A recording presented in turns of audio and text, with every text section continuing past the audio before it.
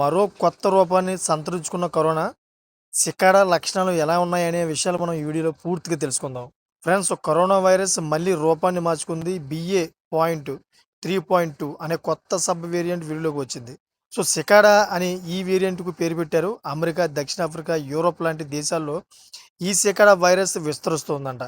So corona కొత్త వేరియంట్‌పై ప్రపంచ ఆరోగ్య సంస్థ అప్రమత్తమైంది. సికాడా వేరియంట్ పాత ఓమిక్రాన్ కుటుంబానికి చెందినదే. కాకపోతే సుమారు 70కి పైగా మార్పులు జరిగి కొత్త వేరియంట్ విస్తరిస్తోంది. సో ఇంత భారీ స్థాయిలో వైరస్ రూపం మార్చుకోవడం వల్ల వేగంగా వ్యాప్తి చెందే అవకాశం ఉందని ఆరోగ్య నిపుణులు భావిస్తున్నారు. చాలా కాలం తర్వాత మళ్ళీ బయటపడడంతో దీనిని సికాడా అని పేరు పెట్టారన్నమాట. ప్రస్తుతానికి దీనికి లక్షణాలు పాత ఓమిక్రాన్ వేరియంట్ లాగే ఉన్నాయి.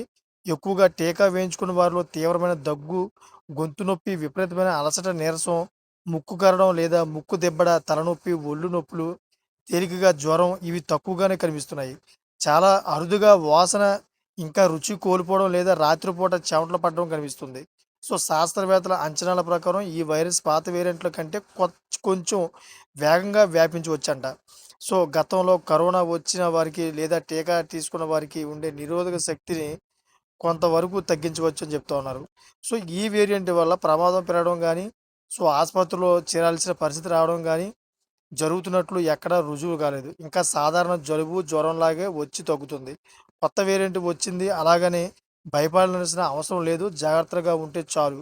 సో బూస్టర్ డోస్ తీసుకునే వారు తీసుకోవడం మంచిదని ఆరోగ్య నిపుణులు చెబుతా ఉన్నారు. దీనివల్ల తీవ్రమైన అనారోగ్యం కలగకుండా రక్షణ ఇస్తుందని చెప్పి చెబుతా ఉన్నారు. చూసారు ఫ్రెండ్స్, ఇలాంటి లేటెస్ట్ ఇన్ఫర్మేషన్ కోసం నా ఛానల్ సబ్స్క్రైబ్ చేసుకోండి. Thank for watching friends.